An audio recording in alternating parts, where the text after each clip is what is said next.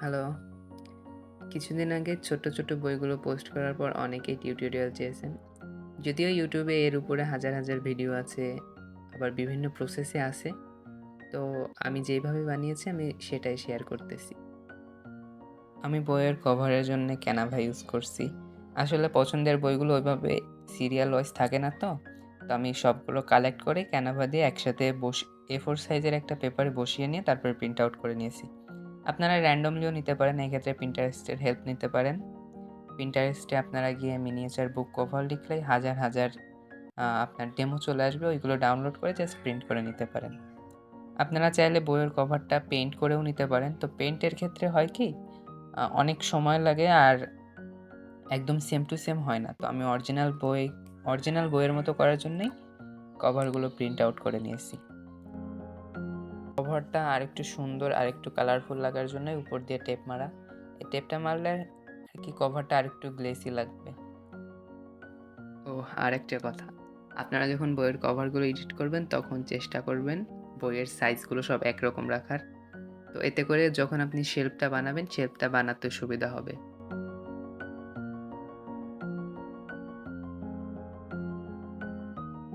বইয়ের সাইডটা কাটার সময় একটু খেয়াল রাখবেন যেন অতিরিক্ত কেটে না যায় ভেতরের দিকে। একদম সমানে সমানে কাটার ট্রাই করবেন, এতে করে শেপটা সুন্দর আসবে। বইয়ের এই সাইডটা ভাঁজ করার সময় একটু খেয়াল রাখবেন যেন বড় ছোট না হয়ে যায়। দুই সাইডে একটু সমানভাবে ভাঁজ করার ট্রাই করবেন, এতে করে ভেতরে যখন পেজটা দিবেন তখন পেজগুলো সুন্দরভাবে হবে এবং পেজটা কাটতেও সুবিধা হবে।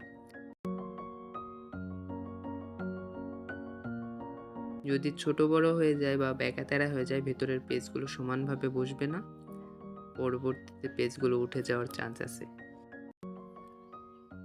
ভাঁজ করার পর একটা কিছু দিয়ে চাপ দিয়ে জোরে ডলা দিয়ে দিবেন, এতে করে একদম স্মুথ হবে। তো আমি একসাথে অনেকগুলো করে নিয়েছিলাম। আমি ইংরেজি বাংলা সব ধরনের বই প্রিন্ট আউট করছিলাম। তো এখানে সব ইংরেজি বই আছে, বিভিন্ন সুন্দর সুন্দর সিরিজ আছে। আমি যদিও এত বই পড়ি না, কিন্তু আমি চেষ্টা করছি যে সিরিজ ওয়াইজ সবগুলো কালেক্ট করার।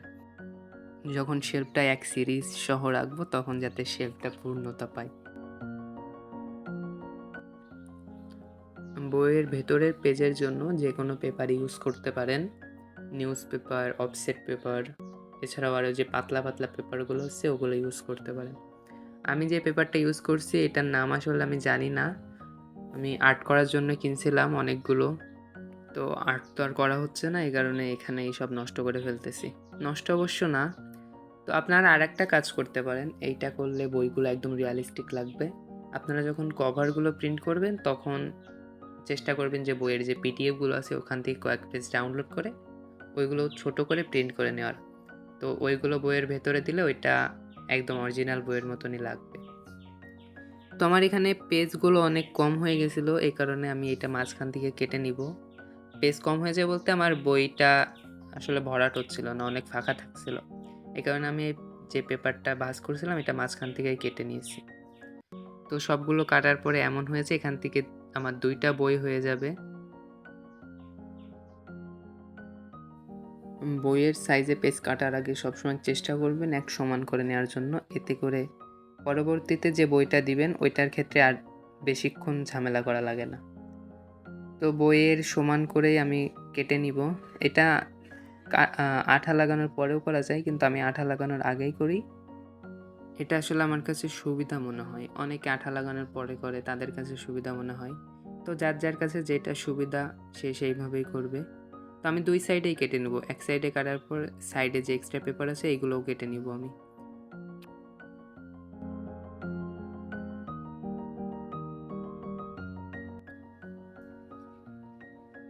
তো এই যে আমার বইটা একদম স্মুথ হয়েছে, কি সুন্দর। যদিও আমার বইয়ের কভারের সাইডের থেকে একটু কেটে গেছে, তো ব্যাপার না।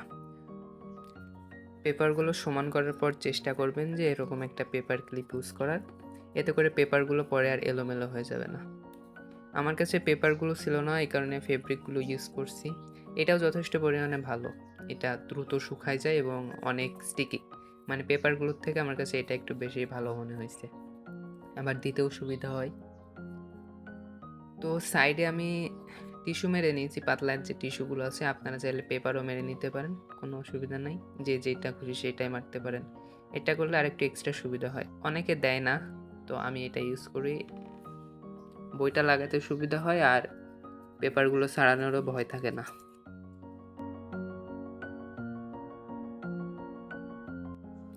তো কাজ প্রায় শেষ। আপনারা চেষ্টা করবেন 2টা লেয়ারে আঠা দেওয়ার জন্য। আমি আপনাদের জন্য ভিডিও বানাচ্ছি বলে আর শুকানোর জন্য ওয়েট করলাম না, সাথে সাথেই বইটা মেরে নিলাম। আপনারা প্রথম একবার শুকানোর পরে উপর দিয়ে আরেকটা লেয়ার দিয়ে তারপরে টিস্যুটা মারবেন, এতে করে আরও একটু বেশি টেকসই হবে। কারণ বাদবাকি যে বইগুলো করা রয়েছে সবই 2বার করে আঠা মারা, 2টা লেয়ারে আঠা মারা। এইটাই জাস্ট একটা লেয়ারে আঠা মারা হলো। তো আমাদের বই রেডি। ক্লিপ থেকে খোলার পর চেষ্টা করবেন যে কোনো ভারী একটা কিছু নিচেই চাপা দিয়ে রাখতে, তাহলে বইটা সমান হবে, এলোমেলো হয়ে যাবে না। তো আমি এই কয়েকদিনে 24-25টা মতো বই বানিয়েছি। এই যে সবগুলো এখানে সবই বাংলা বই। তো কেউ যদি বানাও তাহলে অবশ্যই দেখা বা শেয়ার করবা আমাদের সাথে। আজকের মতো টাটা, আসসালামু আলাইকুম।